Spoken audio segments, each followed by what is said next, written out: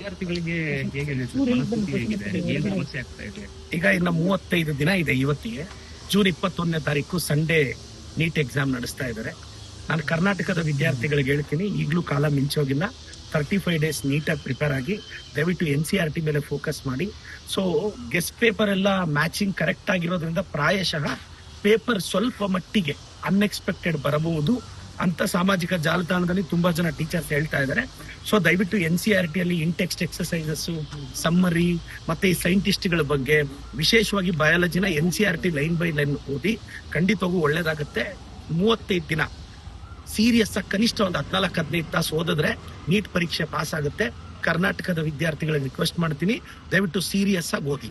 ಮತ್ತೆ ಇನ್ನೊಂದು ಹೇಳಕ್ ಬಯಸ್ತೀನಿ ಸರ್, ನೀಟ್ ಕ್ವಶನ್ ಪೇಪರ್ನ ಲೀಕ್ ಮಾಡಿರೋ ವ್ಯಕ್ತಿ ಬಿಜೆಪಿಯ ಯುವ ಮೋರ್ಚಾದ ಸದಸ್ಯ, ರಾಜಸ್ಥಾನದ ಶಿಕ್ಷಣ ಮಂತ್ರಿ, ಬಿಜೆಪಿ ಸರ್ಕಾರದ ರಾಜಸ್ಥಾನದ ಶಿಕ್ಷಣ ಮಂತ್ರಿಯ ಆತ್ಮೀಯ. ಯುವ ಮೋರ್ಚಾದಲ್ಲಿ ಆತ ಗುರುತಿಸ್ಕೊಂಡಿದ್ದಾನೆ, ಅಂದ್ರೆ ಪಾರ್ಟಿ ಬೇರರಲ್ಲಿ ಇದ್ದಾನೆ. ಇವತ್ತು ಆಂಗ್ಲ ಚಾನೆಲ್ಸ್ ಅಲ್ಲಿ ಎಲ್ಲಾ ಕಡೆ ಆತನು ಬಹಳಷ್ಟು ಜನ ಬಿಜೆಪಿ ಅವ್ರ ಜೊತೆ ಕಾಂಟ್ಯಾಕ್ಟ್ ಇದ್ದಾನೆ. ಬಿಜೆಪಿ ಸಕ್ರಿಯ ಸದಸ್ಯ. ಇವತ್ತು ಬಿಜೆಪಿಯ ರಾಜಸ್ಥಾನದ ಎಜುಕೇಶನ್ ಮಿನಿಸ್ಟರ್ ಆತ್ಮೀಯ. ಅವ್ರ ಜೊತೆ ಕಾರಲ್ಲಿ ಟ್ರಾವೆಲ್ ಮಾಡೋದು ಎಲ್ಲಾ ಫೋಟೋಸು ಅವ್ನ ಪೇಜಲ್ಲಿ ಸಿಕ್ಕಿದೆ. ಇದನ್ನ ಅಫಿಷಿಯಲಿ ಇಂಗ್ಲಿಷ್ ಮೀಡಿಯಾದವರು ಬಹಿರಂಗ ಪಡಿಸಿದ್ದಾರೆ.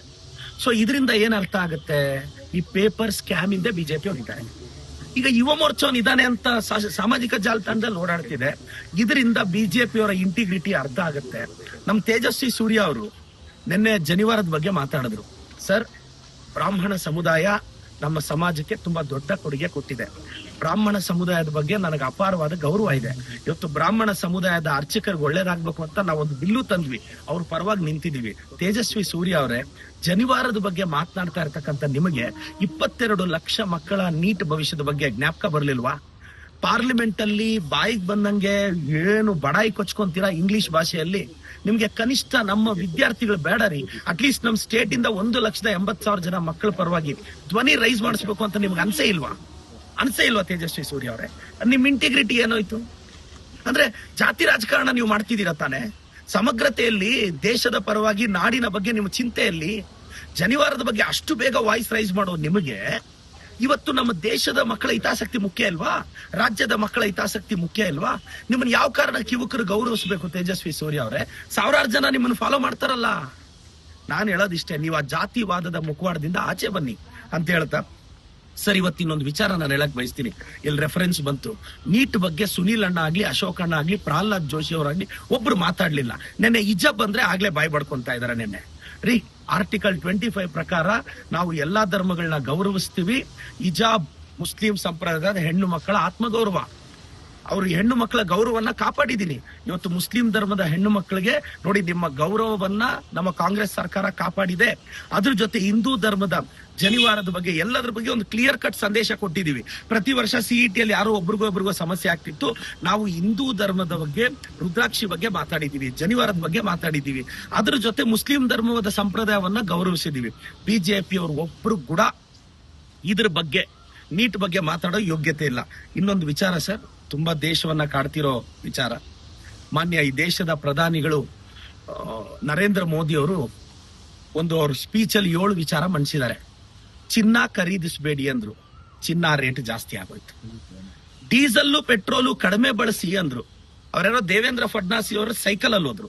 ಒಂದೇ ದಿನ ಇವತ್ತಾಗ್ಲೇ ಕಾರಲ್ಲಿ ಹೋಗಿದ್ದಾರೆ. ಬೆಳಗ್ಗೆಯಿಂದ ನಾನು ನೋಡ್ತಾ ಇದ್ದೀನಿ. ಇವತ್ತು ದೇವೇಂದ್ರ ಫಡ್ನವೀಸ್ ಅವ್ರು ಸೈಕಲ್ ಅಲ್ಲಿ ಹೋಗ್ತಾರ, ಕಾರಲ್ಲಿ ಹೋಗ್ತಾರ. ಆಗ್ಲೇ ಕಾರು, ಆಗ್ಲೇ ಎಸ್ಕಾರ್ಟ್. ನಿನ್ನೆ ಶೋ ಆಫ್ ಫೋಟೋಗೋಸ್ಕರ ಫೋಟೋ ಶೂಟ್ಗೆ ಹೋದ್ರು.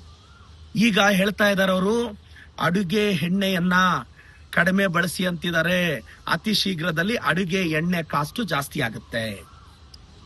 ನ್ಯಾಚುರಲ್ ಫಾರ್ಮಿಂಗ್ ಅಂತಿದ್ದಾರೆ. ಏನ್ ನ್ಯಾಚುರಲ್ ಫಾರ್ಮಿಂಗ್ ಅಂದ್ರೆ ಫರ್ಟಿಲೈಸರ್ಸ್ ನ, ಯೂರಿಯಾನ, ಡೈ ಅಮೋನಿಯಂ ಫಾಸ್ಫೇಟ್ ನ, ಪೊಟ್ಯಾಷಿಯಂ ಅಂದ್ರೆ ಪೊಟ್ಯಾಶ್ನ ಕಡಿಮೆ ಬಳಸೋದು.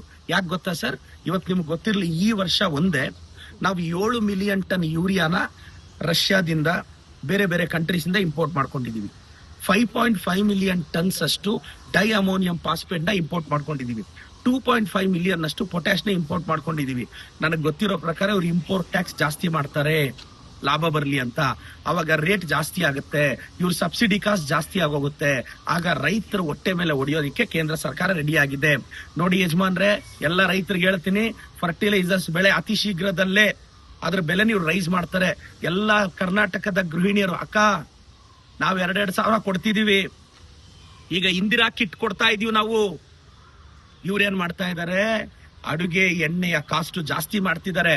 ಅಕ್ಕ, ಇದನ್ನೆಲ್ಲ ನೀವು ಮನಸ್ಸಲ್ಲಿ ಇಟ್ಕೋಬೇಕು. ನಿಮ್ ಪರವಾಗಿ ನಮ್ ಕಾಂಗ್ರೆಸ್ ಸರ್ಕಾರ ಇರೋದು. ನಿಮ್ ಪರವಾಗಿ ಪ್ರತಿ ಗೃಹಿಣಿಯ ಯೋಗಕ್ಷೇಮವನ್ನ ಅವ್ರು ಚೆನ್ನಾಗಿರ್ಬೇಕು ಅಂತ ಬಯಸೋದು ನಮ್ ಸರ್ಕಾರ. ಆದ್ರೆ ಅವ್ರು ಪ್ರತಿಯೊಂದು ಕಾಸ್ಟ್ ರೈಸ್ ಮಾಡ್ತಾ ಇದ್ದಾರೆ. ಮೋದಿ ಅವ್ರು ಹೇಳ್ತಾರೆ, ನರೇಂದ್ರ ಮೋದಿ ಅವ್ರು ಇನ್ನೂ ಮಾತಾಡ್ತಾ ಚಿನ್ನ ಖರೀದಿಸ್ಬೇಡಿ, ಇದು ಖರೀದಿಸ್ಬೇಡಿ ಅಂತಾರೆ. 5 ಎಲೆಕ್ಷನ್ ಮುಗಿಯೋವರೆಗೂ ಸುಮ್ಮನೆ ಇದ್ದು ಇವಾಗ ಏನ್ ಸರ್ ಇದಾಟ? ಜನ ವಿರೋಧಿ ನೀತಿ ತಾನೆ. ಜನ ವಿರೋಧಿ ನೀತಿ. ಕಾಮನ್ ಮ್ಯಾನ್ ಹೊಟ್ಟೆ ಮೇಲೆ ಹೊಡಿತಾ ಇದಾರೆ. ಒಂದ್ ನೀಟ್ ಎಕ್ಸಾಮ್ ನಡೆಸೋ ಯೋಗ್ಯತೆ ಇಲ್ಲ. ನೋಡಿ, ಒಬ್ಬರೇನಾದ್ರೂ ಬಿಜೆಪಿ ಅವರು ಇಶ್ಯೂಸ್ ಮೇಲೆ ಮಾತಾಡ್ತಿದಾರ? ಹಿಜಾಬ್ ಇಟ್ಕೊಂಡಿದ್ದಾರೆ. ಯಾಕ್ರಿ ಮುಸ್ಲಿಂ ಧರ್ಮದವ್ರ ಬಗ್ಗೆ ನಿಮ್ಗೆ ಅಷ್ಟು ಕೋಪ? ಯಾಕೆ ಅಶೋಕಣ್ಣ? ಯಾಕೆ ಯತ್ನಾಳ್ ಸಾಹೇಬ್ರೆ? ಯತ್ನಾಳ್ ಸಾಹೇಬ್ರೆ, ನಿಮ್ಗೆ ಏನೆಲ್ಲ ಓಪನ್ ಆಗಿದ್ಯೋ ಅದೆಲ್ಲ ಮುಚ್ಕೊಳ್ಳಿ ಯತ್ನಾಳ್ ಸಾಹೇಬ್ರೆ. ಅಂದ್ರೆ ನಿಮ್ ಬಾಯಿ ಮುಚ್ಕೊಳ್ಳಿ ಅಂತ 3 ದಿನದಿಂದ ನಮ್ಮ ಸಿಎಂ ಬಗ್ಗೆ, DCM ಬಗ್ಗೆ ಒಂದ್ ಹೇಳಿಕೆ ಕೊಟ್ರು. ಆ ಹೇಳಿಕೆನ ನಾನು ಖಂಡಿಸ್ತೀನಿ. ಯತ್ನಾಳ್ ಸಾಹೇಬ್ರೆ, ದಯವಿಟ್ಟು ಏನೆಲ್ಲ ಓಪನ್ ಆಗಿದ್ಯೋ ಅದೆಲ್ಲ ತಾವು ಕ್ಲೋಸ್ ಮಾಡ್ಕೊಂತೀರಾ. ಸಹಜವಾಗಿ ನಿಮಗ್ ಬಾಯಿ ಓಪನ್ ಆಗಿರುತ್ತೆ ಅಂತ ಬಯಸ್ತೀನಿ. ಏನೇನೋ ಮಾತಾಡಿದ್ದಾರೆ, ಅಂದ್ರೆ ಸಿದ್ದರಾಮಯ್ಯನವರು, DK ಶಿವಕುಮಾರ್ ಅವರು ಹಾಗೆ ಹೀಗೆ ಅಂತ ಯತ್ನಾಳ್ ಅವರು ಬಾಯಿಗೆ ಲಗಾಮಿಂದೆ ಮಾತಾಡಿದ್ದಾರೆ. ದಯವಿಟ್ಟು ಯತ್ನಾಳ್ ಸಾಹೇಬ್ರೆ, ನಿಮ್ಮ ಬಾಯನ್ನ, ನಾಲಿಗೆಯನ್ನ ಸಾಧ್ಯವಾದಷ್ಟು ಹಿಡಿತದಲ್ಲಿ ಇಟ್ಕೊಳ್ಳಿ. ಇವಾಗೇನೋ ಶಾಲ್ ಹಂಚ್ತಾರಂತೆ ಸರ್. ಬಿಜಾಪುರದಲ್ಲಿ ಬಡವ್ರ ಮಕ್ಳಿದ್ದಾರೆ ಸರ್. ಟೆಕ್ಸ್ಟ್ ಬುಕ್ಸ್ ಕೊಡಿ ಸರ್, ನೋಟ್ ಬುಕ್ ಕೊಡಿ ಸರ್, ಬಟ್ಟೆ ಕೊಡಿಸಿ ಸರ್. ನಿಮ್ ಶಾಲು ಯಾರಿಗ್ ಬೇಕು ಸರ್? ಬಡ ಮಕ್ಕಳಿಗೆ ಕೊಡಿಸಿ. ಬೇಡ ಸರ್. ಬ್ರಾಹ್ಮಣ ಬಡ ಸಮುದಾಯದ ಅರ್ಚಕರ ಮಕ್ಕಳು ಸ್ಟ್ರಗಲ್ ಅಲ್ಲಿ ಇದ್ದಾರೆ. ಅವ್ರಿಗೆ ಏನಾದ್ರೂ ಸಹಾಯ ಮಾಡಿ ಸರ್. ಸರ್, ನೀವೇ ಸಹಾಯ ಮಾಡ್ತಿರೋ ಅದ್ರ ಡಬಲ್ ನಾನು ಸಹಾಯ ಮಾಡ್ತೀನಿ ಸರ್.